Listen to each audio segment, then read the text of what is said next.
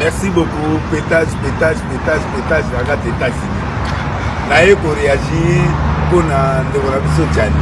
Ah Tchani. Naye na mboka na awa. Moko yo kimelinga na. Bona oyeso. Ne touchez pas à Abed Assou, le beau gosse, le patron. Il ne fait pas la publicité de ses œuvres. Il m'a acheté une maison, il m'a acheté des voitures. Est-ce que l'idée, est-ce que j'ai parlé? Au monde a l'image. Après ça, on a plus de 5 000 $ chaque fois. Est-ce que n'a pas la publicité là? Et c'est ça, ça, là, on a un aïe, on va dire que même dans la Bible, Jésus dans sa miracle, il ne parle pas. Tout ce qui est miracle, tout ce qui est phénoménal, tout ce qui est bon, et puis ça va pas poser à courir. Bon, Mère Thérèse a émané. Quand tu dis la main gauche, quand il donne droit, tu n'es pas pasteur. Tu fais des lois là, tu commences à battre, tu n'es pas pasteur. Là, tu n'es pas allé dans le pastoral.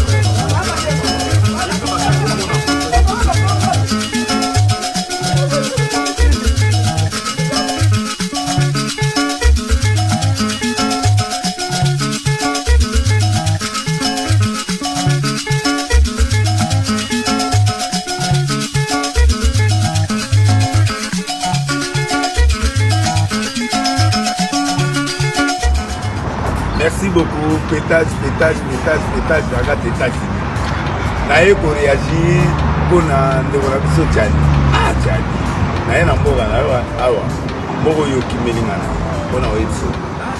Ne touchez pas à Abed Assou, le beau gosse, le patron. Il ne fait pas la publicité de ses œuvres.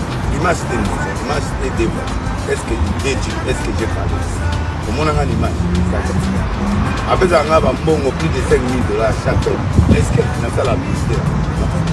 Et c'est ça, ça, là, on a un aïe, on va dire que même dans la Bible, Jésus dans sa miracle, il ne parle pas. Tout ce qui est miracle, tout ce qui est phénoménal, tout ce qui est bon, et puis ça va pas poser à courir. Bon, Mère Thérèse a émané. Quand tu dis la main gauche, quand il donne droit, tu n'es pas pasteur.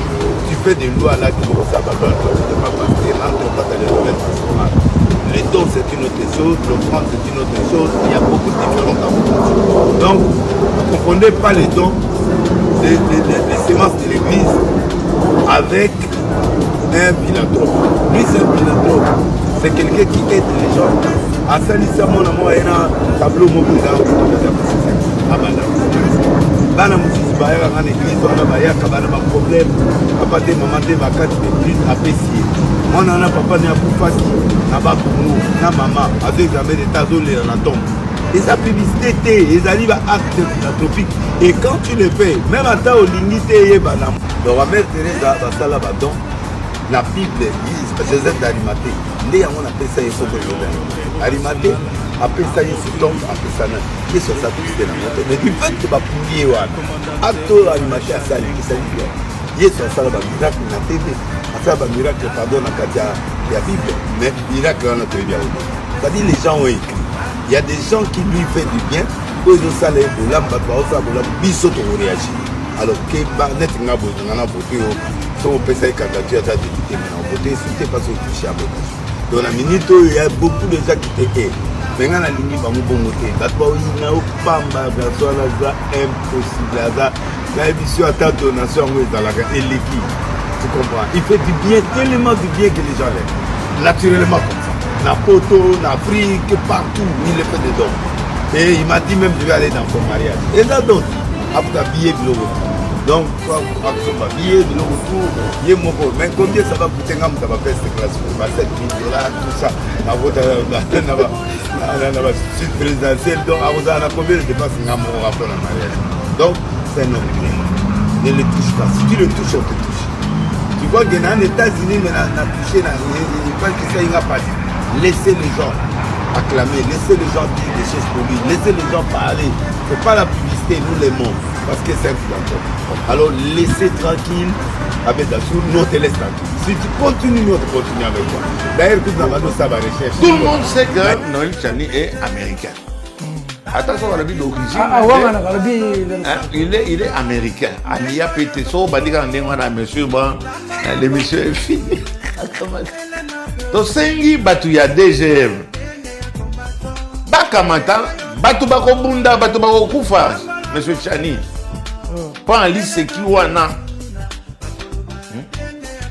Moi, Betaki tellement balé, na, au Équateur, Tchani est américain.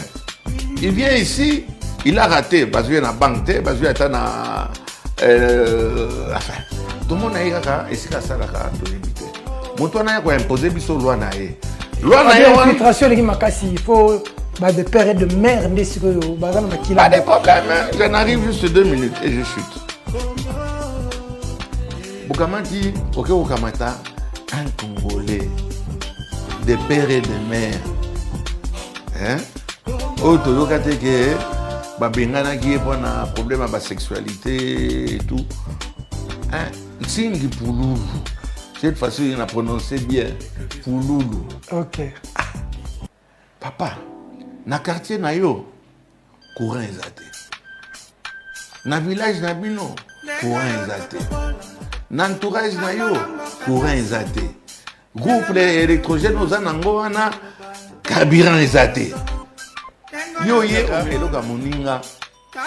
Obala makadiboki ya moninga. Donc on a quartier d'environnement, on a une circonscription, à mon avis problème. Mais tout ça n'a ni mon corps.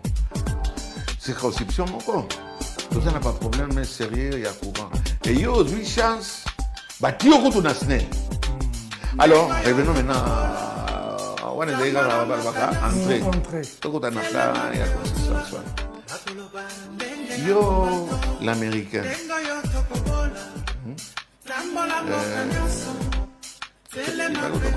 Smith, yo, il y a comme une biso, loin na yo wana. Namboka na bino. Moi, je voudrais bien un jour, mais après, il y a pété. Puisque à mon avis, il y a tout le monde. On peut être un mouillard. On n'a pas oublié. On a eu dans la chance de battre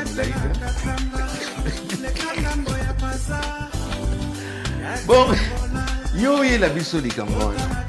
Au Pessango n'est pas un Congolais, de père et de mère. Singi est en Congo. Où le rappelle ça, tu vas vraiment Congo, il connaît ma tradition, aïe bien, très bien.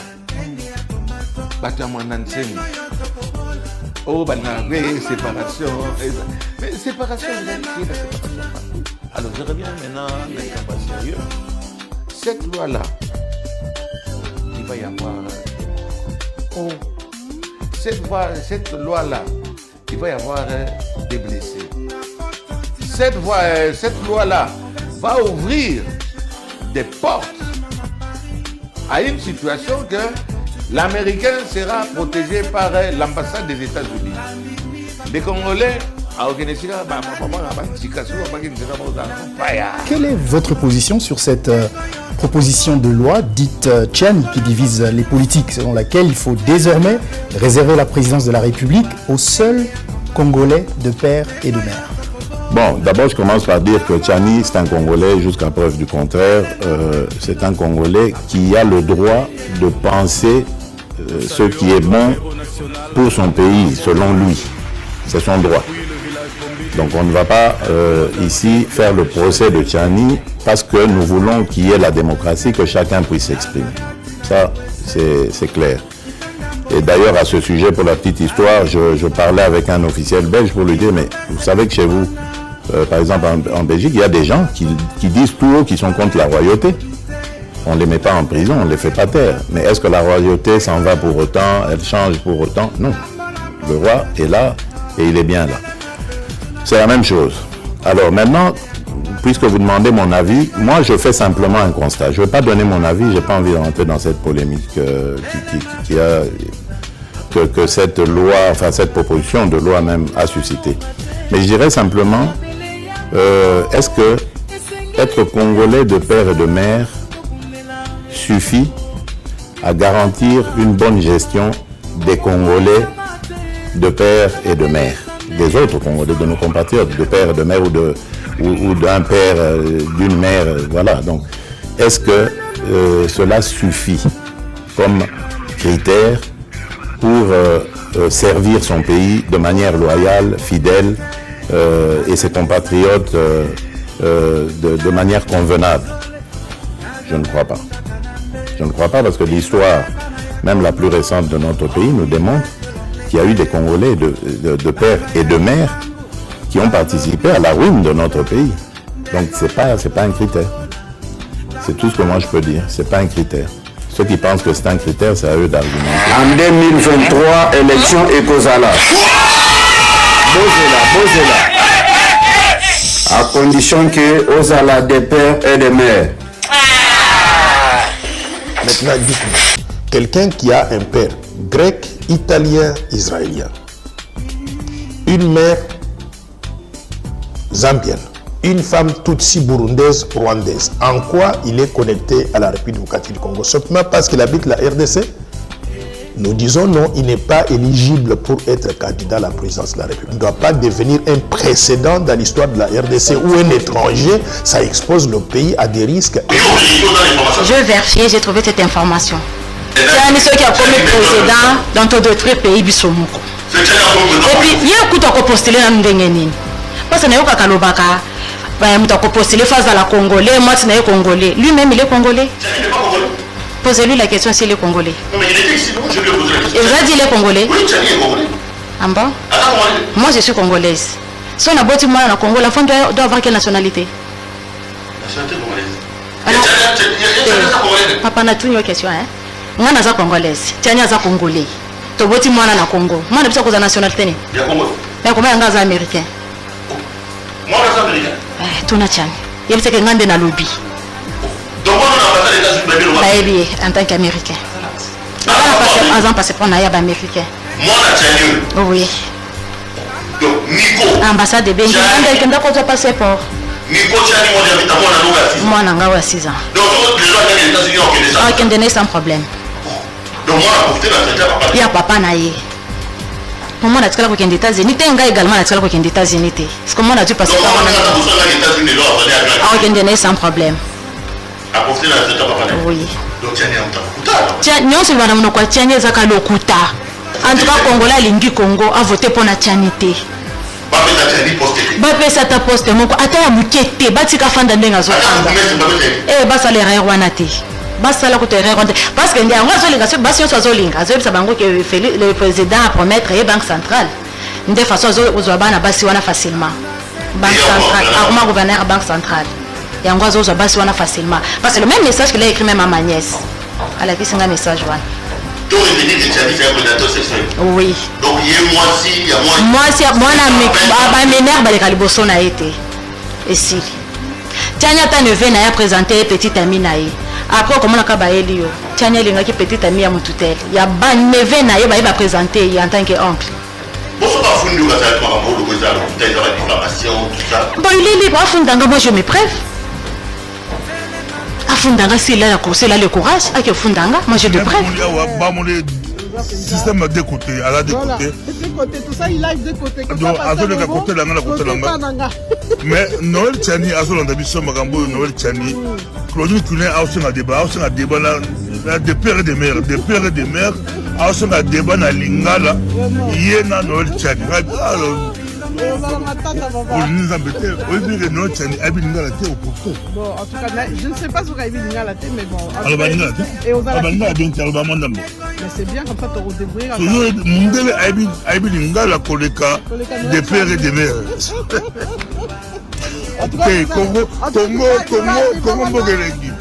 Congo Mogelegi. Noël Tchani, alors nous collaborons jusqu'à tout. Mais Claudie qui a aussi un débat dans Lingala, il y a un débat dans Lingala, mais la kin, la porte de la kin.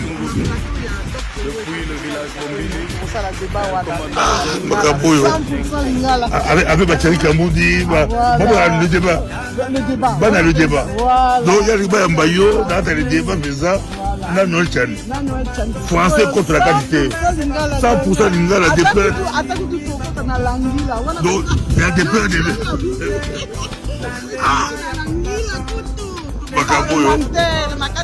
Monsieur, des pères et des mères. Avec ce qu'on a débat de Syrie, on a ce qu'on a des lois et que le Parlement ne va pas voter. Il faut des messieurs.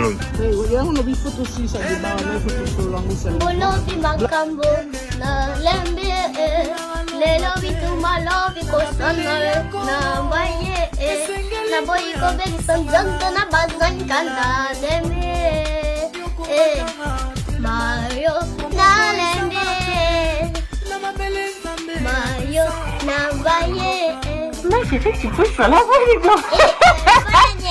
on la refait avec maman?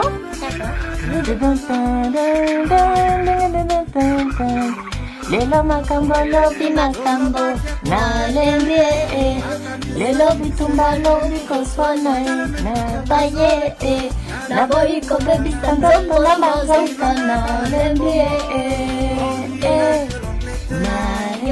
na lembe kende mayo na baye yo oh mayo na pekisa yo nasi na pekisa yo. Bonne année encore. Bonne année à tous. Oh Mario, merci na pekisayo. Présidentiable ou encore occuper un poste de haute institution, il faut être né en RDC et avoir 2 parents congolais. Attention, il ne faut pas confondre un Congolais d'origine et avoir des origines congolaises. En effet, une personne qui a des origines congolaises n'est pas née en RDC et donc ne remplit pas la première condition, qui est un Congolais d'origine dans sa lignée généalogique. Et selon la constitution RD congolaise, les personnes qui ont des origines congolaises n'ont pas automatiquement la nationalité congolaise. Alors, es-tu Congolais d'origine ? Ou alors simplement une personne qui a un parent congolais d'origine. À vos commentaires. Évidemment que cette loi menace l'unité nationale recherchée par le Congolais. Monsieur, le Congo, le Zaïre a toujours été un pays uni. Le pays qui est le nôtre aujourd'hui a toujours été un pays uni. Il n'y a jamais eu un président, il n'y a jamais eu une loi qui est venue séparer le Congolais. Que le Congo n'est pas construit que par les pères et mères congolais. Et évidemment que ça va déstabiliser, c'est un danger pour l'économie, c'est un danger pour la sécurité, c'est un danger. Mais monsieur, c'est une loi qui peut mettre le pays en feu. Parce que c'est une loi qui va déstabiliser tout. Pour moi, c'est une loi qui a été fabriquée spécialement pour une personne. Et c'est dommage parce que cette loi va plutôt condamner l'avenir de plusieurs personnes. Nous sommes en train de faire un rassemblement pour envoyer un message à ce monsieur Tchani qui n'a rien d'autre à faire que de créer des lois pour faire plaisir aux uns et aux autres. Et je crois que monsieur Tchani ne vit pas au Congo, monsieur. Monsieur Tchani ne connaît pas la souffrance qu'il y a au Congo, monsieur. Monsieur Tchani ne sait pas qu'au Congo, aujourd'hui, les Congolais meurent de faim. Monsieur Tchani ne sait pas que le pays va très mal. Le pays est en coma. Monsieur Tchani, il est très content en Amérique avec ce qu'il reçoit et monsieur Tchani n'a pas l'amour. Il ne manque pas d'argent.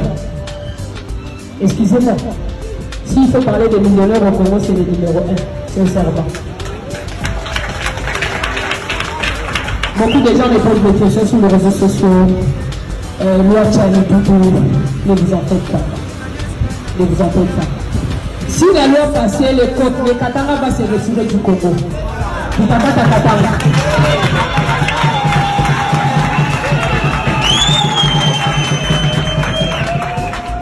pas un problème avec les Kassaïens. Est-ce qu'il y a les Kassaïens dans la salle? Nous vous aimons. Non, non, non. Katumbi, c'est le président du Congo. Kassaïens conscient. Ok? On n'a pas de problème avec les Kassaïens.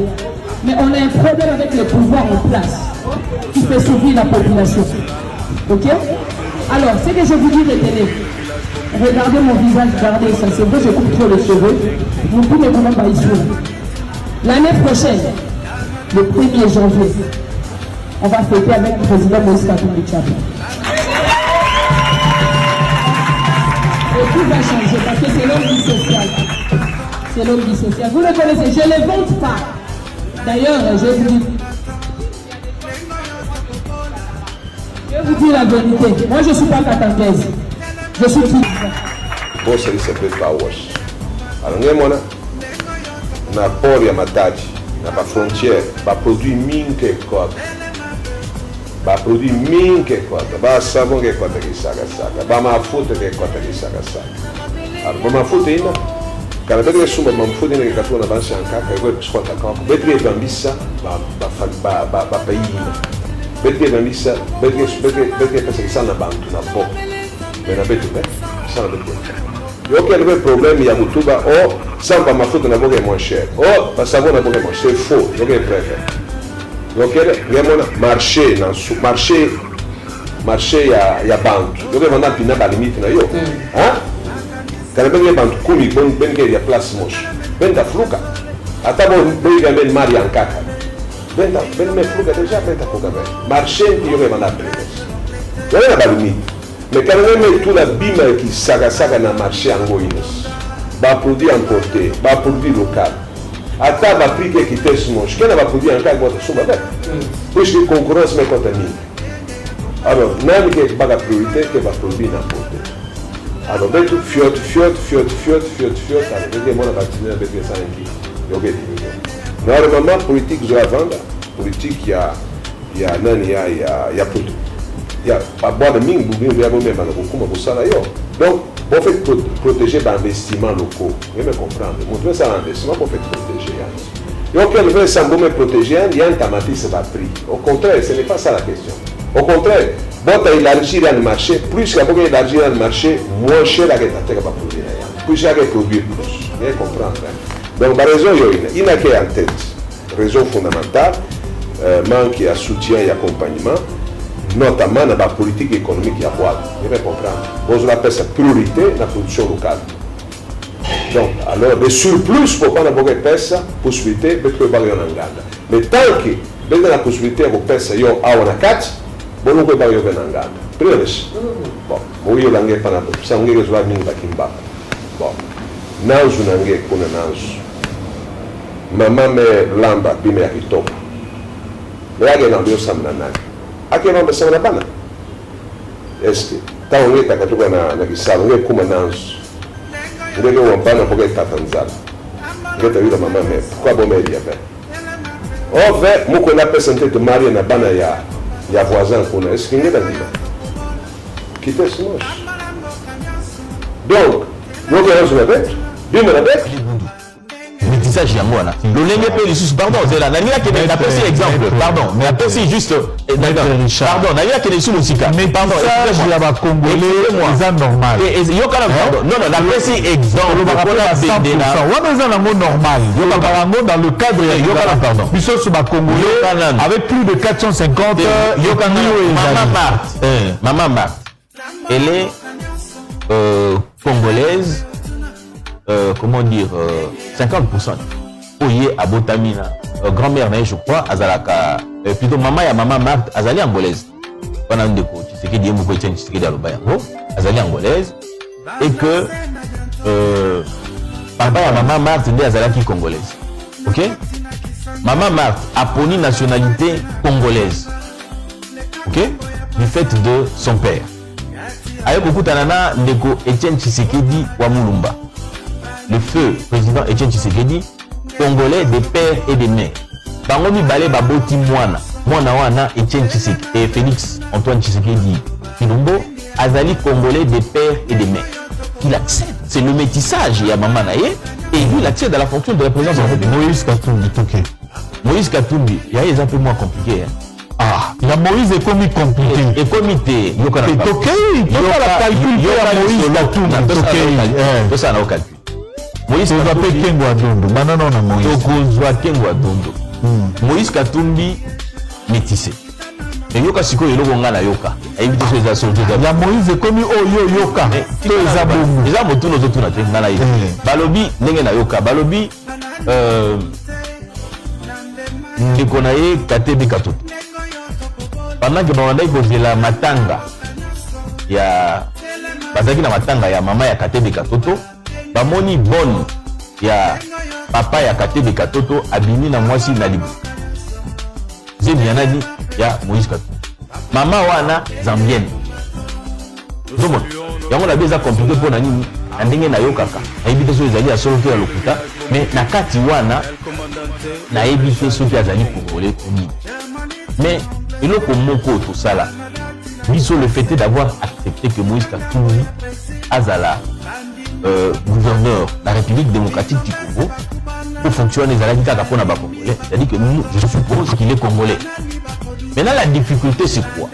C'est qu'entre 2007 et 2015, ok, Azouaki une nationalité italienne. Ils sont allés mobiles. Ils ont prouvé. Oui, oui, Jeune Afrique en parle. Et le gouvernement de la République démocratique du Congo, sous Joseph Kabila, lui a refusé Mende, en fait, le gouvernement a eu une décision. Le conseil des ministres aux États-Unis, Balobi que non, il n'a pas la nationalité congolaise. D'ailleurs, le ministre de la Justice, je pense, Alexis Tambomamba, est revenu là-dessus. Soko Tali Ndekonabiso Nani, comment on dit Papa comment on dit Nani, Koko Nyangi. Alobi, il nous a tous dupés à Kosaki Biso. Pourquoi? Parce qu'il n'était pas congolais. Alors, lorsqu'on prend la nationalité italienne comme il l'a fait, l'office à perdre la nationalité congolaise. Ok? D'ailleurs, la loi Tiani est en train de l'aider. Ce qui a solo que de Moïse Katumbi, comment dire, Azalaki congolais d'origine, la loi Tiani prévoit ce qu'on appelle l'irrévocabilité de la nationalité congolaise. Et d'origine. Et c'est-à-dire que tant où il est, au-il et l'oboué, assis ici pour la Kisabiso, preuve n'a été à recouvrir dans la nationalité congolaise. Omoni et c'est italien. Non, il a renoncé en 2015 à renoncer à la nationalité italienne. C'est qu'il doit recouvrir maintenant la nationalité congolaise, ce qu'il n'a pas encore fait. Et c'est qu'il a commis le gouvernement de la République pour leur dire que non, il y a Sengeli aux de la nationalité. Voilà. Alors, ça se fera soit par décret, mais aux Ongeli congolais, soit par décision, il y a gouvernement. Nous sommes et sa limité. Ce qui a recouvré la nationalité congolaise, on lui a recouvré une nationalité congolaise ordinaire, na projet à loi Tiani, il recouvrera la nationalité congolaise d'origine. Ce qui a sali réellement congolais d'origine.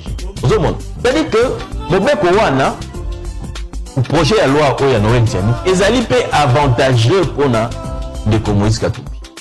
Ah bon? Tout à fait. Kuna na Bénin, bakoni que Congo eza nzete ya malili oyo bango moko bakongole bafandaka na se ya malili wana te. Malili wana ezali mpona bato mosusu mais bakolo mboka bazalaka na se ya malili wana te. Ese eza normal fierdele ya mbongo akozala na mwa ezoki oyo Tiani ndenge avandi wana. Tiani awuti po to ayawa mpona kosala lwa te keno balobekaka babiloko ya sabitoyo bakebobwaka yango te. Soki bitelanda bango nyonso tu na Batiani na bango nyonso tu bato baza wana nga la vie du peuple na Lwanga ye Tiani ozala diplôme Tiani Christian Mando dit avoir alerté le chef de l'État et le gouvernement. Le débat autour de la proposition de loi Tiani, limitant l'accès à certaines fonctions de l'État aux Congolais nés de père et de mère, est loin de toucher à son terme. Accusé d'avoir tenu de propos ségrégationnistes le week-end dernier, l'ancien ministre d'État au plan, Christian Mando indique que ses propos Noël Tiani était surpris et militaire na ngai. Comme on a tenu na ndio ozolo wa mingi susu na weza nini Non, on a député, en tout cas, vraiment, il faut qu'on vérifie la fonction politique parce que Maintenant, dites-moi, quelqu'un qui a un père grec, italien, israélien, une mère zambienne, une femme tutsi burundaise, rwandaise, en quoi il est connecté à la République démocratique du Congo? Simplement parce qu'il habite la RDC? Nous disons non, il n'est pas éligible pour être candidat à la présidence de la République. Il ne doit pas devenir un précédent dans l'histoire de la RDC où un étranger, ça expose le pays à des risques énormes. En 2023, élection Ekozala. À condition que Ozala des pères et des mères. Je vérifie, j'ai trouvé cette information. C'est ceux qui a commis président dans d'autres pays bisomoko. Et puis, il y a un coup de postulé dans le Ndengeni. Parce que nous avons Kalobaka, nous avons postulé face à la Congolais, moi je suis Congolais. Lui-même, il est Congolais. Posez-lui la question s'il est Congolais. Il va dire il est Congolais. Ah bon? Moi je suis Congolaise. Si on a beau dire moi en Congo, la femme doit avoir quelle nationalité? Papa n'a toujours une question, hein? Moi, je suis congolaise. Tu es congolais. Tu es moi na Congo. Moi, je suis de nationalité. Il y a combien d'Américains? Moi, je suis américain. Tout le monde. Il y a des gens qui ont lobby. En tant qu'Américain. Avant, parce qu'on a un Américain. Oui. Ambassade de Belgique. On a un passeport. Moi, on a 6 ans. On a sans problème. Il y a papa naïe. Moi, on a travaillé aux États-Unis. Il y a également travaillé aux États-Unis. Parce que moi, on a dû passer par on a sans problème. Oui. Nous, c'est vraiment quoi? Tiens, les Zaka Lokuta. En tout cas, Congolais, l'Indu Congo a voté pour la tianité. Bapesa ta poste moko ata mukete batika fanda ndenga zo fanda basa le rwanda basa la kote rwanda parce que ndango zo linga so basi so zo linga zo sabango que le président a promettre la banque centrale de façon zo uzwa bana basi wana facilement banque centrale arma gouverneur banque centrale yango zo zo basi wana facilement parce que le même message qu'il a écrit même à ma nièce elle a dit c'est un message voilà. Oui. Donc il y a moi m'énerve les liboso na été. Et si. Tiania ta neveu n'a présenté petite amie naïe. Après comment on a kabaeli yo. Tiania les maki petite amie à mon tutelle. Il y a ba neveu naïe va présenter en tant qu'oncle. Bon il est libre afundanga moi je me preuve. Afundanga c'est là la conseil là le courage à que fundanga moi j'ai de preuves. Moto ekopela na Congo na 2030 papa Kabila Kabandi Joseph akozonga na pouvoir na 2023 oyo tozali kino tokoma na 2030 papa Félix Antoine Tshisekedi Tshilombo kaka yenda kozala président. Papa Jean-Pierre Bemba Gombo oyo lelo azali ministre ya défense azali wana kaka te mpona makambo ya este ya sécurité ya mboka mais parmi ba mission principale azali wana mpona kosécuriser pouvoir ya papa Félix Antoine Tshisekedi. Makambo nazoloba na bino soki euti na makanisi na ngai to soki nayokaki yango epai ya bato to soki motu ngai ayebisaki ngai tika nzambe akela likolo mpe se ajuge ngai na libota na ngai. Et pour finir, papa Félix Antoine Tshisekedi eza na berreur mibale kosalama une façon kaki salami ekokomisa eti 2030 te mpe mandana ekokatana na katikati na koloba ngo awa na publiki te. Maman Olive Lembe Kabila, il y a des choses il faut que ça là. Tant que beaucoup ça là ngote, moto kopila na mboko. Moto ango na koloba mon espace public te. Kimia na Nzambe ezala na biso. Qui vivra verra.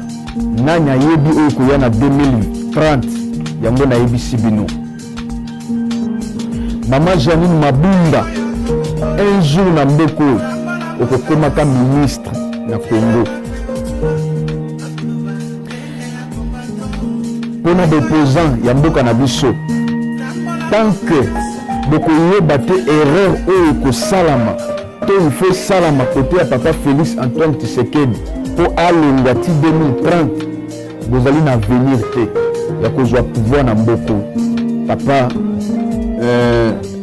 opposant Katumbi te pe Martin Fayulu te pe bandeko misusu soki olingaka papa Félix Tshisekedi partager message bayoka, soki olingaka papa Kabila partager message bayoka, bazwa ba disposition que les trop azala na biso.